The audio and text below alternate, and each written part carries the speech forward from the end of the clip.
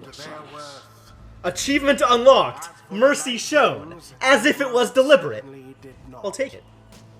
I'll take it. Thus ends the liberation rite. And thus, the scribes have chosen...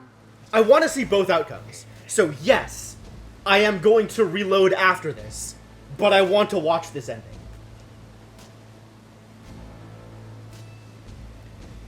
We are to remain stranded, then, with ye in this forsaken land.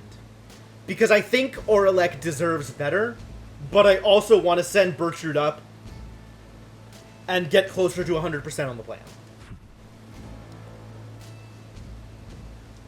Well, I copied over the save files, so I don't know if the game is going to specifically let me, but I am going to do my best to make it happen regardless.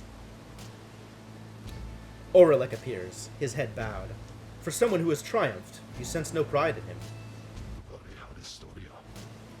You posed a reasonable threat. Now, farewell. You look upon Aurelek for what you expect shall be the last time. Any moment now, the Shimmer Pool shall engulf him. Any moment now, he shall regain his freedom, and return unto a commonwealth he has not seen in half a lifetime. Any moment now, the cycle of the rites shall end, until at least the dawn of a new age. Any moment now. You know, the constant repetition of this phrase makes me wonder. And thus, the scribes have chosen... And thus, the scribes have chosen... And thus, the scribes have chosen... No. Nightwings. Reader. What have you done? Why are you blaming me? I am 100% not responsible for this fiasco, you guys. This is entirely Aurelek's fault. I think.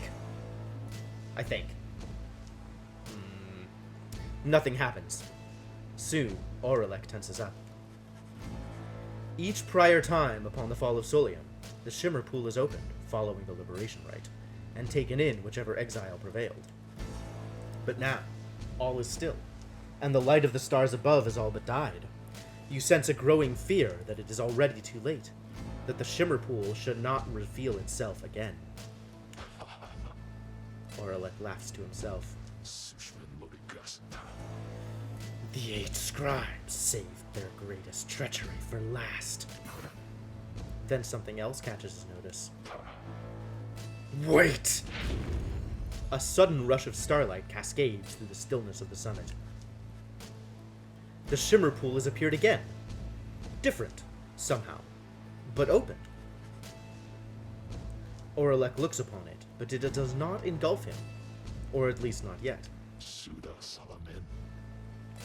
It seems I was mistaken, then. The 8 scribes. This is not their greatest treachery.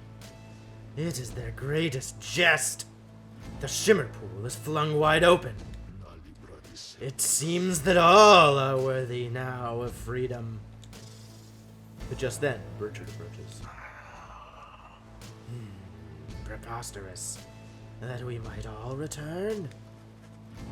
Bertrude moves closer to the Shimmer Pool, but... Halt, Bertrude! It is a warning. Bertrude recognizes it as such, and heeds it. The Shimmer Pool has lost most of its strength. You step inside, and you shall surely perish in that current. Of that I can assure you. Aurelek shakes his head. Then I am cheated once again! No, the Shimmer Pool is revealed, and one of you may still return, as planned. But Aurelek, as the victor of this liberation rite that ends in age, the choice of who is to return is no longer decided, but is yours.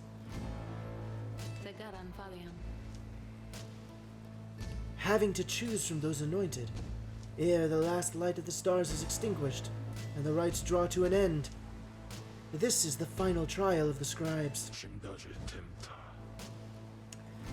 The final trial of the scribes. All that remains, then, is for me to choose myself? Is that what you're saying? If that is to be your choice, then yes. Why would... How is this even a choice? What reason would I have to... Oralek, make your decision quickly, lest it shall be forfeit. I do not know for how much longer the light of the stars shall offer you this gift. Why do I hesitate? To have come this far, to have regained what ought have already been mine, and all those years ago. Why now would I hesitate to claim my right? The final trial of the scribes. Oralek is lost in thought.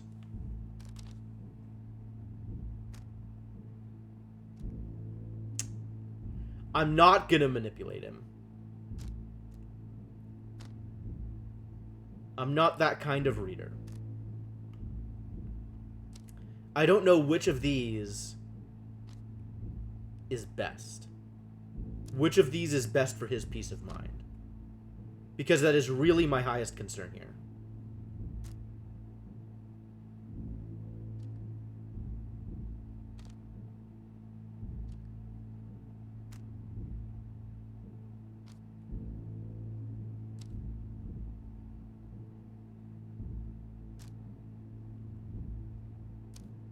Bet you need to reach out to him, maybe. Like, I don't know if he'll take it badly or if he'll appreciate the help. Right? Like, if I were in Oralek's shoes, with his trust issues, with the kind of crap that he's already been through, like, I think it's real easy for him to look at that and see me as trying to manipulate him. He trusts me? How could you say that? How could you think that he would trust me?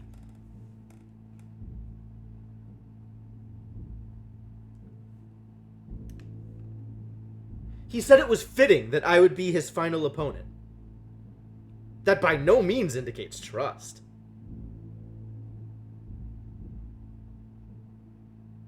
One and the same, dang.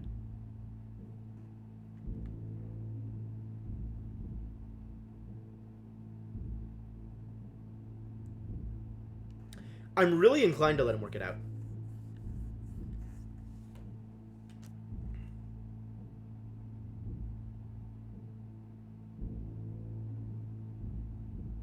I'm worried that let him work it out means he'll miss it, though.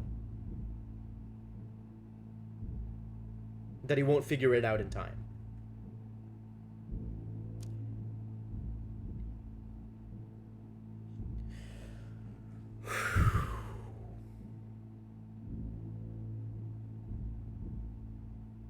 I'm gonna let him work it out. I'm gonna let him deal with it without infringing on his space.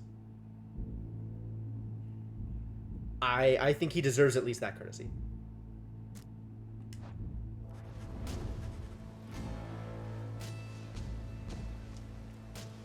You say let him do it himself? That's like the mechanical question, though, Netoen, right? Like, I want to be involved as a player. I want to influence decisions.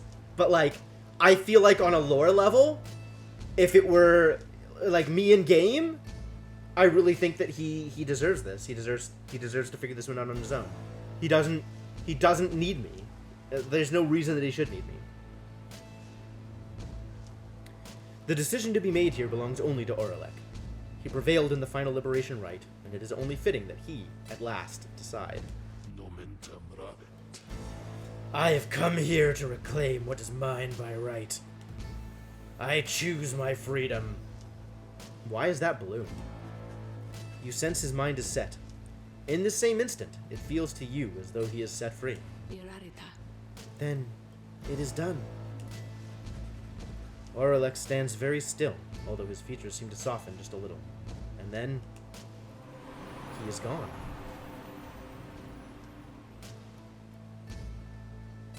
Boring. Whatever. Oralek regained his freedom. Accept this, for it is done. Godspeed, Oralek. By the scribes. No stars remain aloft. Oralek just became a star. The cycle of the rites. It is finished. He just became a star. Is that supposed to happen? What shall become of it? What shall become of us? I don't care what's going to become of you. The opportunity to gain your freedom from the downside. Was it not enough?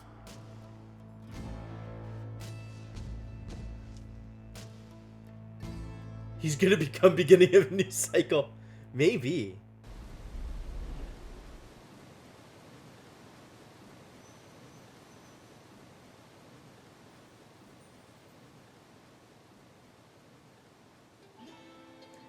That night, the exile Oralek returned to the Commonwealth. He was to be the last. The stars had faded, and the cycle of the rites had run its course.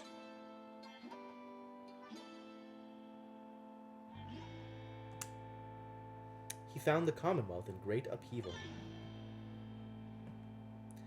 Spurred by the efforts of 6 liberated exiles, Volfred Sandalwood's revolutionary plan had incited the masses. These exiles, on the starless sky, portended the return of the scribes. The people surged into the streets, shoulder to shoulder. Led by the 6 exiles, their voices shook the heavens. The leadership of the Commonwealth panicked. As well it should! No blood was shed that night, and by dawn, it was over. The leaders of the Commonwealth had cast themselves back into exile, or joined in this new cause. Thus, in its 838th year, the Commonwealth had fallen. The new Saurian Union declared its sovereignty in the next year. Among the changes in its elected leaders ushered in, they vowed never to cast their people into exile. And they abolished the old Commonwealth decree forbidding literacy. Today, we still remember all of this. And we remember the exiles of the downside, whose deeds led to the dawning of our age. Whether they returned or not.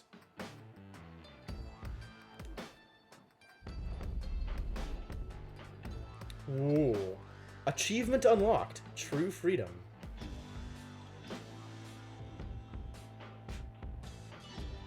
Oh, the circles indicate who'd been freed, right? Choose someone to learn what became of them since last you met. We got Oralek up here. And the freed people with the halos. And everybody else remaining unfreed. Well, let's start with a clearly most important character. With the rights drawn to a close, the slug market's revenues fell precipitously, and Falcon Ron was forced to liquidate his assets and close up shop. Yet, as is sometimes the case, with those of an entrepreneurial leaning, this time of hardship led to an epiphany, or at least a sudden change of fortune. One day, Falcon Ron had a run-in with a messenger imp bearing news from the other side. Ron gave to it one of his remaining trinkets, which could not be sold. The following week, the messenger imp returned to him bearing a tidy sum of wealth in newly minted coinage from the Saurian Union.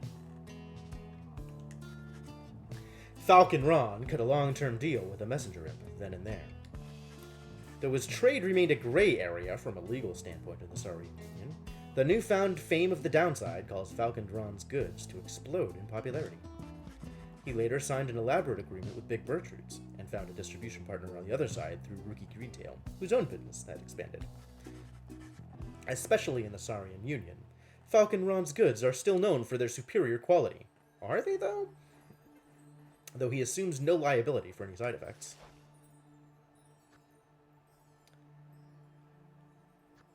This one? He regained his honor, man. Sir Gilman. Yeah, he was definitely on the team. It really does.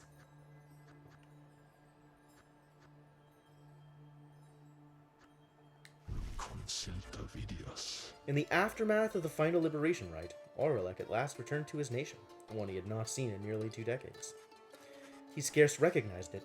After all, it was in the midst of transformation, a social and cultural upheaval sparked by Volfred Sandalwood's plan. When Aurelek witnessed the people of the Commonwealth standing shoulder to shoulder and chanting together on the night of Scribe's return, inspired by the liberated exiles, the people of the Commonwealth demanded new leadership. Cast yourselves down, cast yourselves down. He looked on in silence for a time. Then he stepped toward the crowd. A murmur and hush moved through the gathered citizens at the sight of him, for they had never seen someone thus changed by the downside. But then Aurelek raised his voice with theirs, and they all stood united once again. History would know him as the Demon Doctor, a term of endearment that stuck even after his horns started to recede. He lent his skill and service throughout the birth of the Saurian Union. Man, he helped the plan out anyway! In light of having witnessed the aftermath of Sandalwood's plan, Aurelek sought out his former companion. While they kept private the details of the conversation that took place, it must have been enough to rebuild the bonds of friendship between the two of them. Yes! This is what I was hoping. I was hoping that Aurelek would be able to rebuild the bonds of friendship. That's so good. Like, he didn't need to be mad at people. He just didn't. It didn't... between Aurelek and Volfred. They were often seen together after that. Aurelek later reunited with Tizo, who took residence with him, in some ways similar to how they lived in olden times. The imp always enjoyed his company. Alone with his thoughts, Aurelek would sometimes visit the memorial to the fallen leaders of the Commonwealth. Though, other than such appearances, and notwithstanding his duties as Master Physician of the State, Aurelek led a very private life. Few would have guessed that he once was one of the most accomplished rites conductors in the history of the Nightwings. History, of course, shall ensure we shall not forget.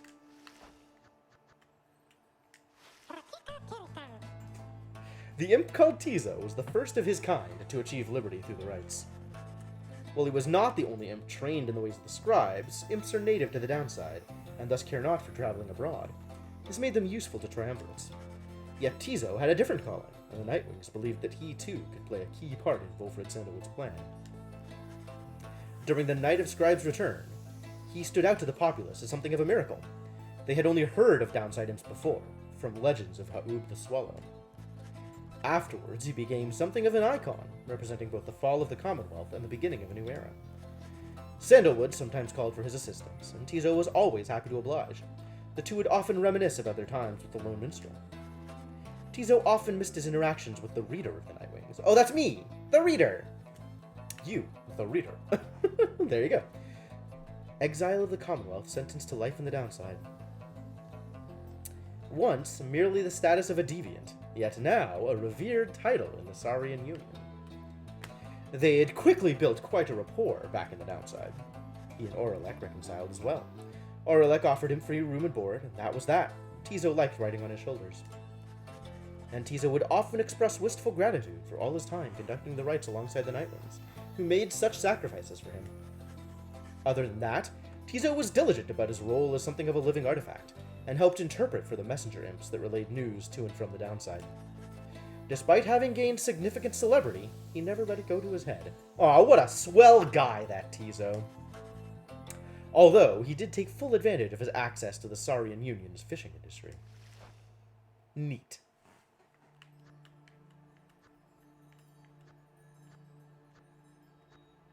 Alright, what's your deal? After the cycle of the rites ceased turning, the Lone Minstrel bade the remaining Nightwings take the Black Wagon and seek their fortunes elsewhere in the downside. Their parting was heartfelt, but brief. He remained there, at the summit of Mount Elodial, with Celeste, where the two of them would chronicle the final outcome of the cycle. Neither Tariq nor Celeste were ever seen again. We know all this now through song, attributed to them. Some claim these songs originated in the taverns of the Saurian Union, and merely were imbued with the weight of folklore. However, exiles liberated from the downside corroborated each other's claims at having met this duo that presided over the liberation rites. Another folk tale suggests these minstrels were heralds of the scribes. Having fulfilled their obligations, they departed the world we know and rejoined their patrons. One of their famous songs describes another, simpler outcome: that the two gave up their duties to the rites in favor of a life that they could share together. Yeah, alright, I'll allow it. In any case, they are likely to remain the subject of such verses and such songs, for it was they who watched over the rites and ushered in our times. Alright, what about all you jerks stuck here forever in the land below? Alright, let's see Shay. We're going to talk about Shay first. Long after the rites had ended, Shay admitted that she knew well before the fact that she would not be going home again. At least, she had a very strong feeling. She ended up not minding very much because she had little to return to in the Commonwealth. Her sense of home had changed. She took to wandering from one celestial landmark to the next, ever paying homage to the 8 scribes, who she believed had influenced all that transpired. She was no stranger to traveling alone, but was always happy to have company. Like Almer? Through it all, she would wonder how her little friend Tizo had fared. While they were divided now by a great distance, he always remained in her heart. Though they could not see each other any longer, Shay often thought about Jodariel and spoke to her as though she were there. Shay tried never to make a decision without first consulting her idea of what Miss Jodariel might say. Whenever she felt genuine doubt, which was not very often, she sought out the reader of the Nightwings. If there was anyone whom she trusted as much as the scribes, it was him. That's me! She trusts me! One day, she encountered one of her former adversaries, one called Almer Oldheart, who had served the Fate. She remembered him much more than he did her, though only just at first. Their shared experience in the rites, you guys, all of my decisions were correct! And their different points of view about the scribes formed the basis of what grew to be a long-lasting relationship. Shay always was devoted to her faith, but more so to her friends. Her gentle manner and unwavering conviction often helped them brave life on the downside, both with courage and with grace.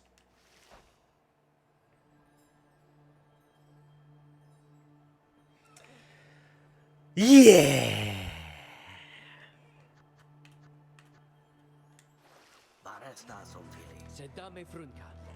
As the cycle of the rites drew to a close, it grew evident that a chance at freedom from the downside had forever slipped from Daubert and Almer Oldheart's grasp. Thus, they and the exiles of the Fate returned to Jomir Valley. There, they struggled to get by, as exiles of the downside tend to do. Sometime after the rites had ended, the Oldhearts at last heard the news that the Commonwealth had fallen. This was well after the fact, of course, but it brought old Dadbert great joy. Despite his forthright manner, he had no love for the nation that had cast him down, along with his son.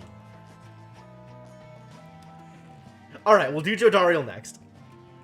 Dalbert Oldheart passed peacefully in his sleep before the next new moon. In his final days, he implored his son to undertake a pilgrimage to the scribes. Yo! Even on his dying bed, Dadbert's trying to get Almer hooked up. What a guy. Almer never shared his father's view of the scribes, but respected Dalbert's wishes, and so, after a period of mourning, Almer began a new journey. One day, during his travels, he ran almost headlong into another exile, after paying homage at the Spring of Jomir. He was stunned to find that this was none other than the one he knew as Shay, from their days as adversaries in the rites. Shay was overjoyed to see him, though Almer was unable to bring himself to understand why. Eventually, of course, he did, and they remained together, growing ever more accustomed to their new lives on the downside. Not a day went by that Almer Dadhard did not think about his father, and give thanks to him, and speak to him, at morning and at night. Would that the stars yet shone, for surely Dadberts would be there among them, smiling down at his son, and watching over him and his kin.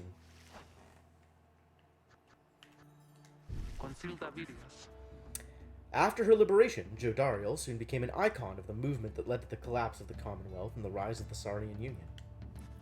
Her horns and her stern countenance inspired the people to believe that she was solely a Mer reborn. She became a great, if reluctant, leader. In the uncertain times that followed, Jodariel's seasoned expertise often came into play, both in matters of security and of state. For instance, she conscripted and trained a team of volunteers in public safety. The community did not know what to make of such a cordial bunch at first, but soon came to value their service. They have stood for the people ever since, and we celebrate their founding day each year. She remained close with Hedwyn all throughout this experience, and they supported each other through their struggles many, many times.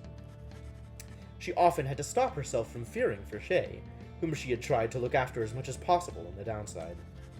Soon, she would reassure herself that Shay was very capable of surviving on her own, and, in fact, she was not mistaken. She continued training on her own, a regimen that grew stricter with each passing year. There were those who sought to train with her, and she sometimes obliged. There remained one other constant in her life. She would always remember her days among the Nightwings, and with fondness, for the most part. Nice. Alright, what else is happening down in the downside? After the rites ended, Pamitha Thane parted ways with the other Nightwings, stated that she needed time alone. She reappeared sometime after the fall of the Commonwealth, though she expressed mild surprise at the news. Sorry, Nettoin, I don't know what to tell you. She claimed to have no knowledge of what went on, including what role the Highwing remnants had in the events that reshaped the world on the other side. For her part, Pamitha feigned little interest, making the point that they were stuck, and what happened elsewhere had little to do with them now. Someone with whom she kept in contact was the bog dweller called Big Bertrude. They would discuss all sorts of matters long into the night, and sometimes hunt together too. Dang. I mean, she is effectively one of the rulers of the new, of the Saurian Union, or whatever it was. Like, she's got a good position. Yeah. There were a lot of feels for Tizo. Jodariel is just in a good place.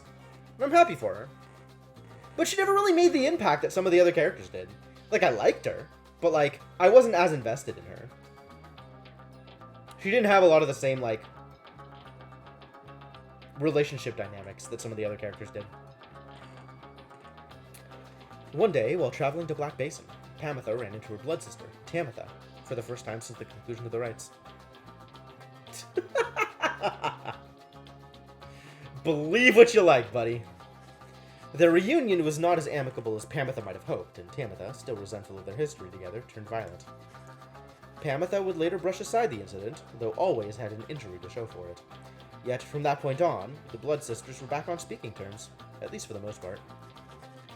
Having long since felt as though she had no home to call her own, Pamitha continued traveling about the downside.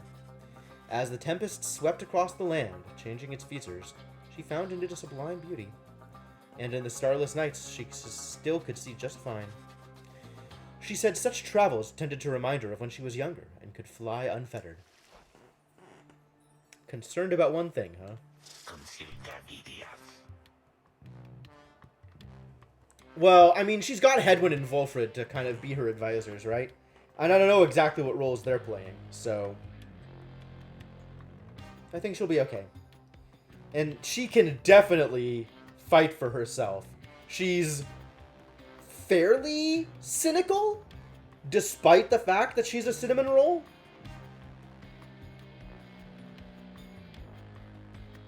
But, like, Volfred can plan rings about people. Well, if anyone tries to fight her, there's not even a choice there, right? Like, Jodariel beats anybody in a fair fight. Even in an unfair fight, Jodariel beats anybody.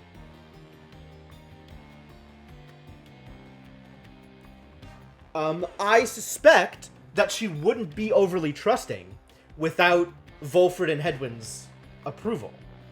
I think in any of those decisions, she would follow their... Oh, I see what you mean. No. She'll be fine. That is exactly the kind of thing that Volfred is there to prevent. In addition to the politics stuff. Several exiles of the Nightwings cared more for the plan of Sandalwood than to return home from the downside. The crone called Big Bertrude was a prime example. She had found a suitable environment to live within the dismal region known as Flagging Hands. There, she had built up a thriving place of business known to many exiles in the land. With the rites having ended, she returned to her preoccupations, working away almost as though nothing had happened. We haven't done him yet.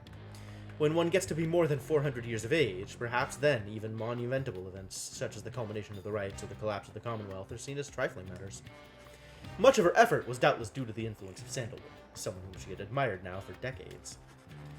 Though they were very far apart now, she sought out news as to his whereabouts and found his actions in the Saurian Union a rare source of inspiration.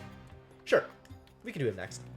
She maintained an unlikely kinship with the harp, Pamitha Thane, whom she had known during their time together on the Nightwings. They each had different strategies for dealing with life's day-to-day annoyances, a subject that they both found vital, if not fascinating, to no end. By and large, Bertrude kept focused on her work. Whether casting small enchantments or imbuing talismans, the work brought her a sense of purpose, she would say. In the Commonwealth, such services were strictly forbidden, but in the downside, there was a real need for simple luxuries, which the competing slug market could not always provide. Thus did Big Bertrude continue to live up to her name, and the tales of her days with the Nightwings made her that much more the living legend.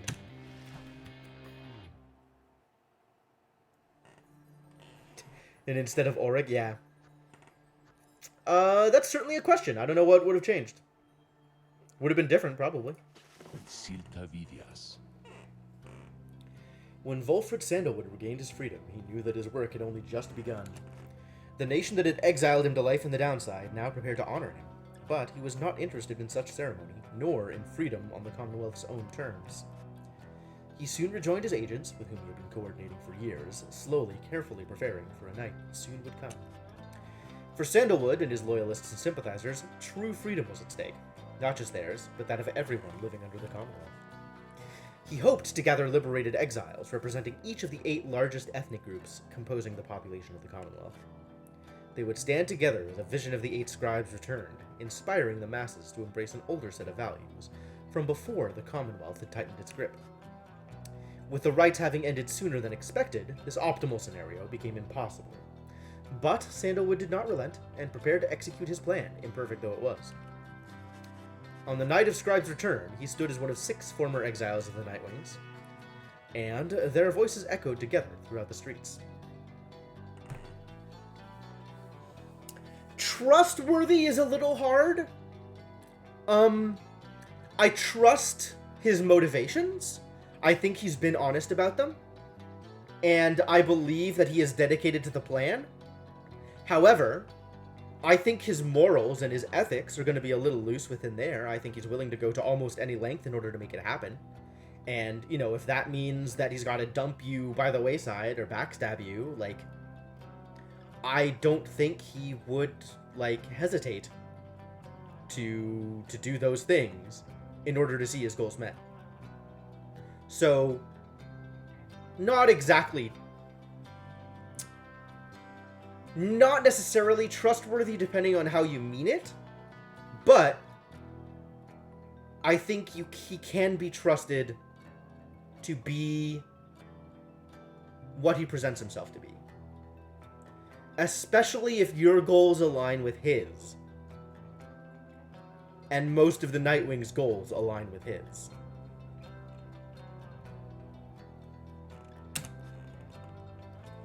These former exiles, who ought to have disappeared into the ranks of the Commonwealth's own leadership, now stood united with its people, who poured from their homes in solidarity. It was imperative to Sandalwood that the stand against the Commonwealth be peaceful in its nature. An overwhelming show of popular support would be more than enough. Ensuring this was his priority that night, and in the end, the result was self-evident. The plan's goal had been achieved. Sandalwood's work far from over still.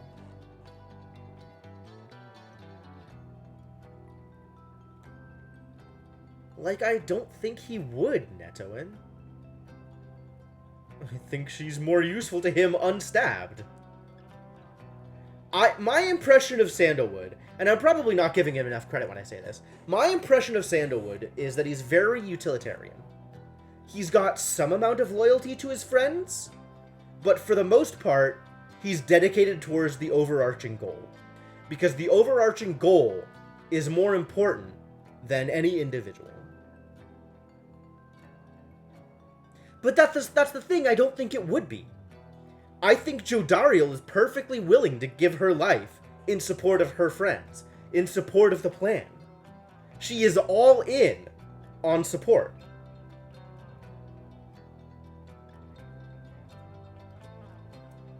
I think she's safe in his hands. Sandalwood's work far from over still, he labored ceaselessly with representatives from across the population to restore a sense of stability. This transitional period had its troubles, though none that were not quickly solved. Such was the will and spirit of the people. They understood their freedom carried new responsibility. After the Saurian Union was born the next year, Sandalwood was elected as the nation's first prime minister. It was not his intent to run for this office, but the people chose him anyway. He led our fledgling nation through its nascent years. One of his allies in all this was the imp Tizo, with whom he traveled all across the downside. Sandalwood often cited Tizo as the wellspring of his own enthusiasm for a brighter future. Such was the creature's spirit. Yo, Tizo being real helpful.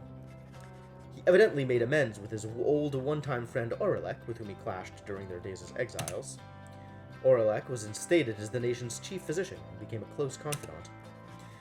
As Sandalwood regained more fame throughout this land for all his sacrifices and his contributions, he remained ever steadfast about two things. The first was that the cause itself ought to remain in focus, the freedom that the people had achieved. It was a gift to be cherished, a set of values that needed to be nurtured. The second point he made was that he himself had little to do with the outcome. He would often praise the exiles of the Nightwings who had stood with him, each in turn by name. He never forgot any of them. One day, on his birthday, the people of the Saurian Union presented to him a monument depicting him and the Nightwings as imagined in their prime. It is since ensured that those of us with memories more fallible than that of Sandalwood likewise remember the achievements of his fellow former exiles and our cause. Yeah, I mean, overall, he's a good dude. Alright, what happened to Manly? I really hope he suffers. When Manly Tinderstaff realized the rites had ended, and that he no longer could return to the Commonwealth through this ancient means, he was outraged. He cursed the scribes, spewing forth such a slew of blasphemy as to be very unbecoming of one of his high status and bearing. When at last he calmed himself, he focused all his energies on attempting to find another means of homecoming. Do you not trust yourself, Netoen? He maintained regular contact with his wealthy family on the other side via messengering, and used their vast resources to explore other means of escape. He tried using an elaborate pulley system. He attempted to retrofit a flying black wagon with superior propulsion. He tried an imp raft, a hot air balloon, even prayer. How Slytherin of you, Netoen. Nothing worked. There was only one way to escape the downside, and now it was gone. Tinderstaff's bankrupted his family in these vain attempts. At last, such was his shame that he retreated to the teeming woods of Black Basin, to Cinderroot. There he yet wallows, complaining to his comrades of the chastity who still put up with him, either about his own misfortune or the latest news from the other side. Cool. Throughout her exile, Tamitha Thane was motivated by a single goal: to return to the Commonwealth and exact vengeance on her ancient enemies. Slytherin need not be villainous. Just be focused on cunning and ambition.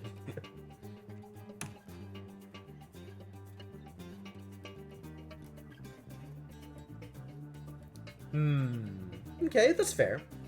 They do say power corrupts. When she realized the rites had ended and that she would never see her mountain home again, she nonetheless remained determined to aid her people however possible. She had gathered certain information pertaining to the intentions of the Nightwings, who had formed a pact to regroup on the other side after their liberation. Other such reports exposed certain weaknesses in the Commonwealth defenses, and revealed to the Highwing remnants the opportunity for a risky but potentially impactful strike. Alright, see you, Netoen. As Tamitha could not participate in the assault, she learned what happened well after the outcome. On that night, known as the Scribe's Return, the Commonwealth had fallen. The Highwing remnants thus prevailed at last, without even having to fight. Soon after the fall of the Commonwealth, Tamitha encountered her blood sister, Pamitha, come to pay her a visit. Pamitha had hoped their people's victory on the other side would be cause for reconciliation. Tamitha was skeptical of her intentions, however, and lashed out at her. Pamitha made no attempt to elude the attack, and was struck full on. This cost Pamitha the use of her right wing, yet after she recovered, she shrugged the incident aside, and said maybe they could call it even now. From that point on, the blood sisters kept a formal distance, but were cordial with each other. Knowing that the conflict on the other side had ended, Tamitha retreated to the crags of Black Basin and grew ever more distant. Those closest to her surmised that her inability to reconcile with her blood sister was at the heart of this, though, for her part, Tamitha never once admitted to any such weakness. Of course not. Tamitha would never admit a weakness. This jerk! All his life, brave Sir Robin had fled from one danger only to find himself facing another. He had escaped the war-torn waters of the Sea Dominion, he had escaped the blood border of the Commonwealth, and now he had escaped the rites. After the rites had ended, many exiles wrapped up in the ancient test were crestfallen, as their last chances to return to their homes vanished, along with the stars above. But Deluge did not mind, for this outcome meant that, at last, there was no burden of responsibility weighing down on him. While most of his fellow exiles of the Pyre Hearts yet longed for the waters of the Sea Dominion, driven as ever by their impulses toward conflict, Deluge settled down. With him remained one of his companions, one Lady Seagrass, who had taken a liking to him, for some inexplicable reason. Reportedly, they disappeared into the waters of Worm Gulf, which may begin to explain the significant increase in worm population observed in the vicinity. That's gross. I don't know who you are, and I don't care. Refuse to believe the rites have truly ended.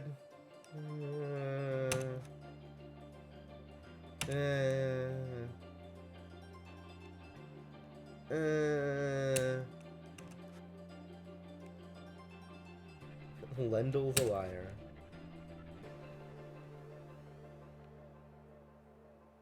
Yeah, alright. Sure, he became a demon. Great. What's up with Malith? Udmild, rather. Sorry, whoa. After the cycle of the rites had ceased, Witch Udmild returned to the Flagging Hands region, where she sealed herself within the Pit of Malith. Oh no. There, even her fellow exiles of the Withdrawn allegedly grew unnerved after a time and left her to her vile work. Sometime later, the Pit of Malith erupted into flame.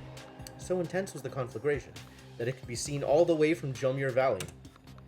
Arson was suspected, though the cause was never verified, and many bog dwellers in the region were forced to flee. A tempest blowing from the north finally quenched the flames. When at last the ashes settled, and the grounds cooled, the site of the fire was scarred beyond recognition. No trace of Witch Udmild could be found. As for the contents of the Pit of Malith, which, notably, included a profane object thought to be the remains of Islak, all of it was gone as well. Back in the Saurian Union, Udmild's repeated threats of the return of Islak were thoroughly investigated, and no credence was found to any of her claims.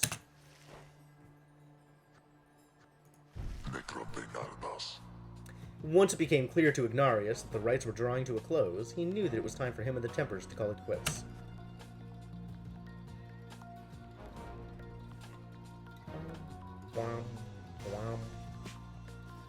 I love this brass, dude. But first, he and the Tempers decided to celebrate, and that they did, for many, many nights. The revelry did eventually subside, the exiles parted amicably and went their separate ways. He roamed the downside then, searching for some meaning in his life, sometimes taking odd jobs requiring his brute strength. He never remained alone for very long, and took on many lovers in his time. However, he sometimes thought about the one he had called Curly Horns, and what became of her. Man, what if I had let him escape? Would he have met up with Jodariel? Would they have hooked up?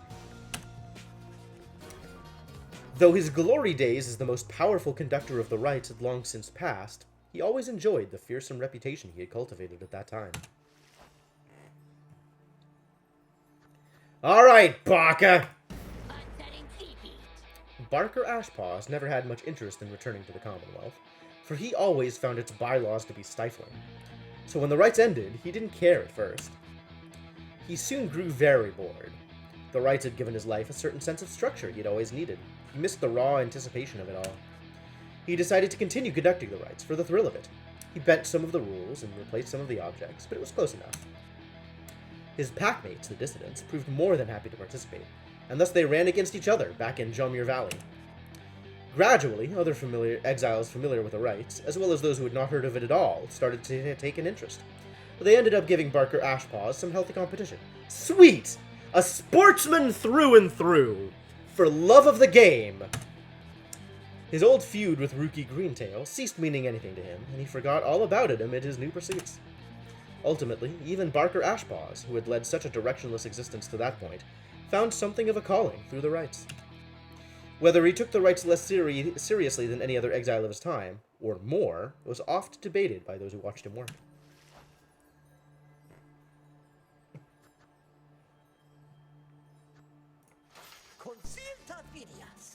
When the worm Gilman returned to the Commonwealth, he believed that he had regained something even more important than his freedom. His honor. Gilman relinquished his knighthood and declined an opportunity to serve as captain on the Blood Border. He was not interested in fighting any longer. Yet, as is sometimes the case with those such as he, a circumstance soon came about in which there came a need for him to once again make use of his military training.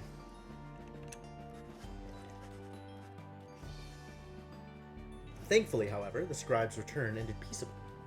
Gilman was on edge throughout that night, expecting violence to erupt at any moment, but the moment never came.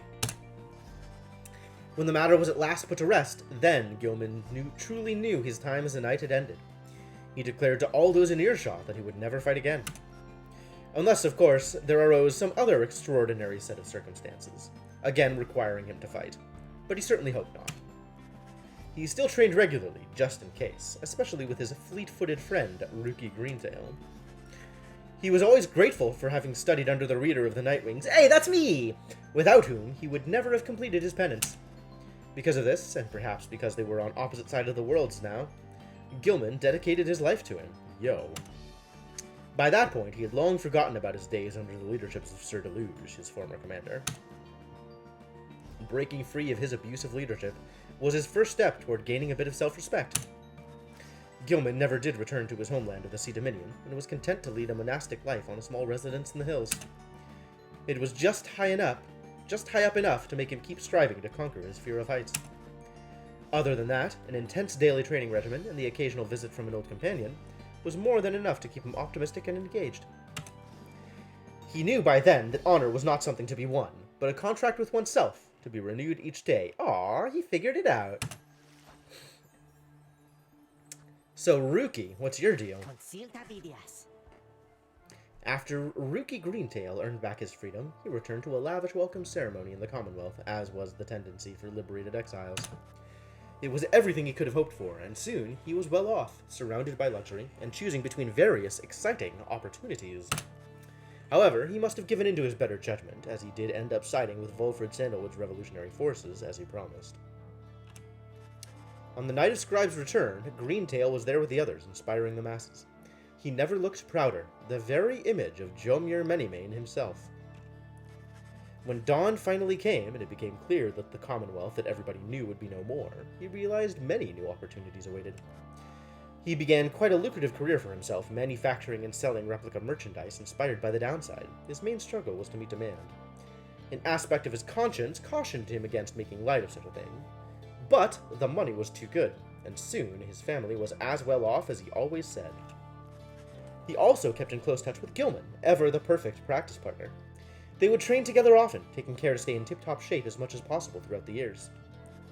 Greentail always did his best to keep in touch with all his many friends, and knew that he owed his fortunes to them. He made a special point of staying close with the group of friends he came to know so well during his time with the Nightwings, wherever they were. They shared a special understanding that put even Greentail at a loss for words sometimes. Oh.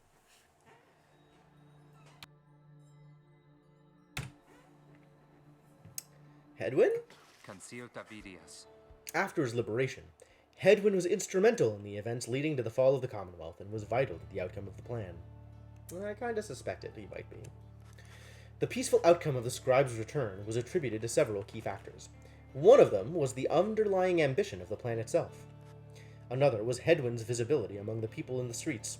Identified to be a liberated exile, he was believed to be Gol Golathanian, reborn. More importantly, however, was that one of the winged harps of the High-Wing remnants accompanied him. She was later identified as Fikani Shang. He hooked up with Fikani! Man, everybody ends up happy! This is great! Everybody ended up happy, except for the people who don't deserve happiness.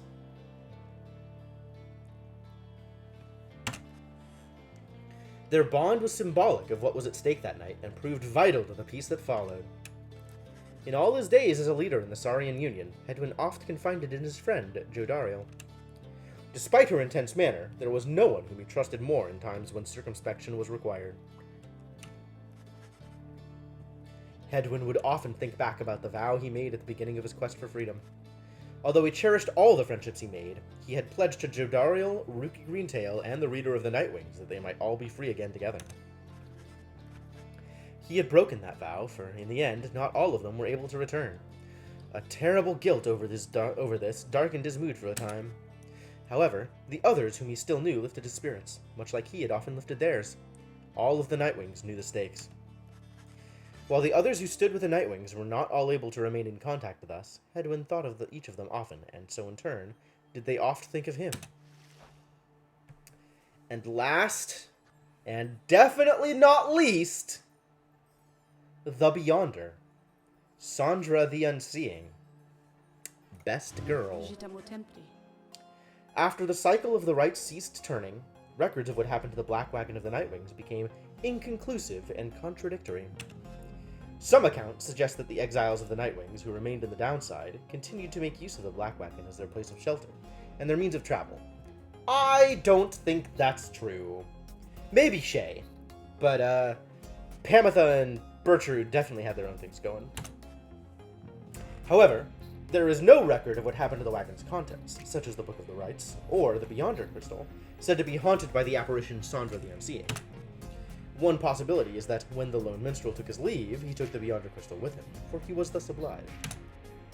By this line of reasoning, however, the Black Wagon itself should have been taken also. Others remain skeptical that the Beyonder Crystal ever existed, or rather, that the visions that it granted were anything other than the result of an active imagination, or a fever dream. The bog dwellers of the southern bogs offer still another explanation, for they are familiar with binding enchantments. If there existed such an object, in which the Sisters of the Arch had been expelled for more than 800 years, then the enchantment could have expired along with the Light of the Stars. What this would have meant for Sandra and the Beyonders is difficult to say for certain. Other than, it may have meant that they were finally released. Nevertheless, the fates of Sandra and the Beyonder Crystal remain unknown.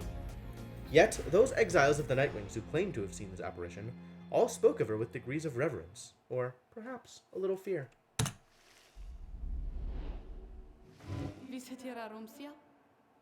Can you believe this, reader? Honestly. Sandra has appeared before you, as well you can see. They are so far from the mark with all this nonsense, I am wont to laugh. In fact, here goes. She laughs.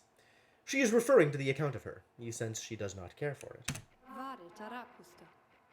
Well, let them gossip all they like. I merely wish that they would mention you at least in passing when next they are at it. Though they shall never know even the half of it, shall they? Sandra seems irritated by the incomplete account of what happened to her. Perhaps making some light of the situation will make Sandra feel better. You indicate to Sandra that the real truth of what happened between you would perhaps make too lascivious a tale to be told in such a format. Yeah! She makes a bemused sound at this. Perhaps that story ought to get out then. To think that they would go to all the trouble to make literacy accepted once again, only to print such drivel. Anyway, let us keep going, lovely reader. We won't know the truth of it. We know the truth of it. That is what matters.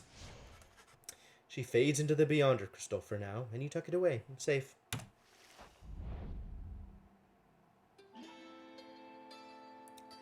There is one more account which warrants mention. The Nightwings conducted the rites under the guidance of a reader. Little is known of him.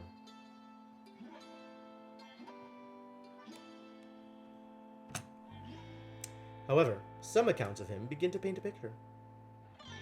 Yes, tell me about me! We know he was of common birth, always directionless, and prone to misremembering at times. Who among us aren't? The journey to the downside left him close to death. It was then that the Nightwings found him. They brought him from the brink. He showed them the path. He pressed onward with the others. He had made a vow to help his friends be free. Thus did the cycle of the rites commence its final turns. By the time the final rite arrived, the reader knew he could not go free. In the end, like so many others, he remained in exile. From that point on, accounts of him diverged. It is said the voice, which troubled him, he never heard again. Ah! Correct. Some say he opted for a place to settle in the downside. Though, whether that is true, only he knows. Someday, perhaps, that reader's own star shall emerge. Then it shall pierce the dark of night in all its brilliant glory. Until such time, and ever after, all of us give thanks. Their journey began on a barren waste where the reader arrived, afraid and alone. The tales of my exploits, related through song. When he arrived, the book of rites awakened the Nightwings and ignited the flame. They follow the stars, bound together, strands in our brain till the end. Why does this sound kind of like a Tenacious D song? Of the last of the Nightwings who, having broken the cycle, Maybe this is a tribute. live on in song. Headwind prevailed and strode the path that his heart laid before him. He has found his way home. Captain Joe Dariel, mother to many a foundling, she has found her way home. Rookie Greentail has proved his worth and returned to his family by the grace of the scribes. They follow the stars, bound together, strands in a brain. This is really good.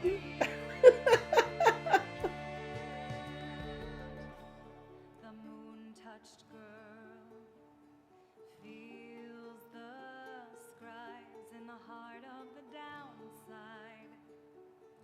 She remained to the end.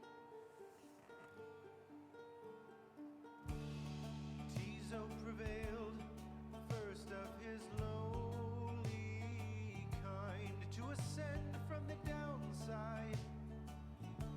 He has found a new home. There must be Sir Gilman the Bold, like bunches of different verses, right?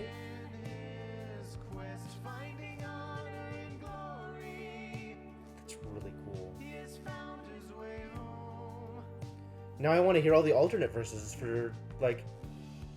Amethane, born on guilty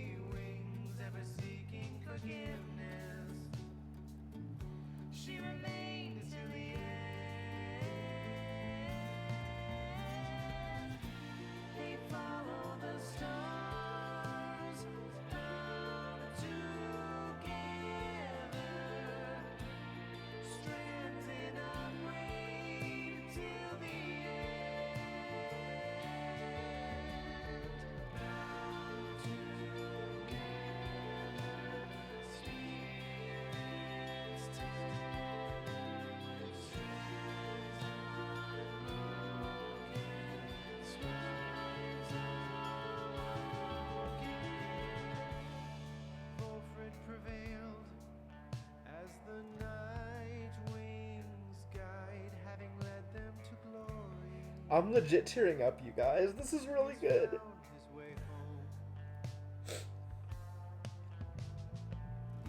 The bog dweller Bertrude kept their foes at bay with her finest enchantments. She remained till the end. The reader at last made the night wings whole, having bound them together. He remained till the end. They follow the stars, bound together, strands in a braid till the end.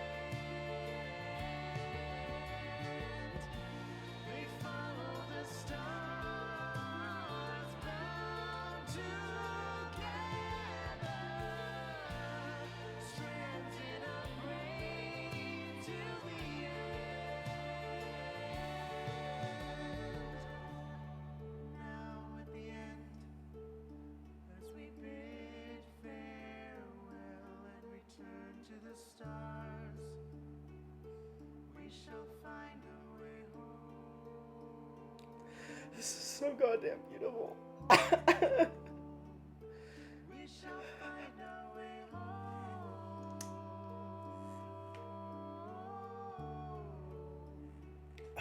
We shall find our way home.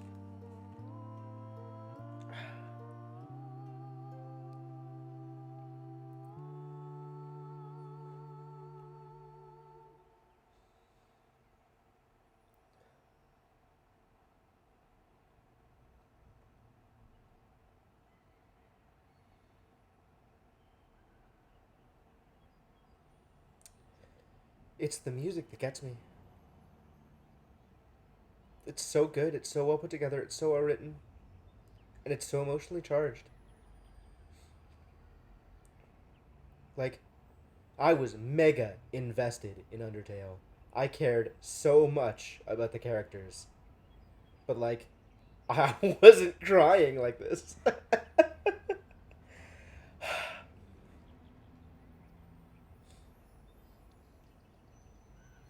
The only other game that's hit me this hard was To the Moon. And I think a lot of that is down to the soundtrack of that game as well. And the music was just so emotional and so impactful.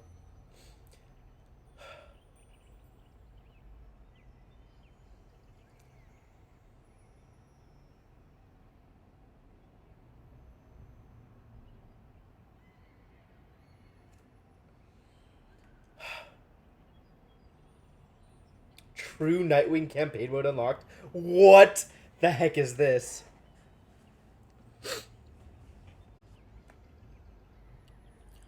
Sorry guys, I need a second. I'll be back.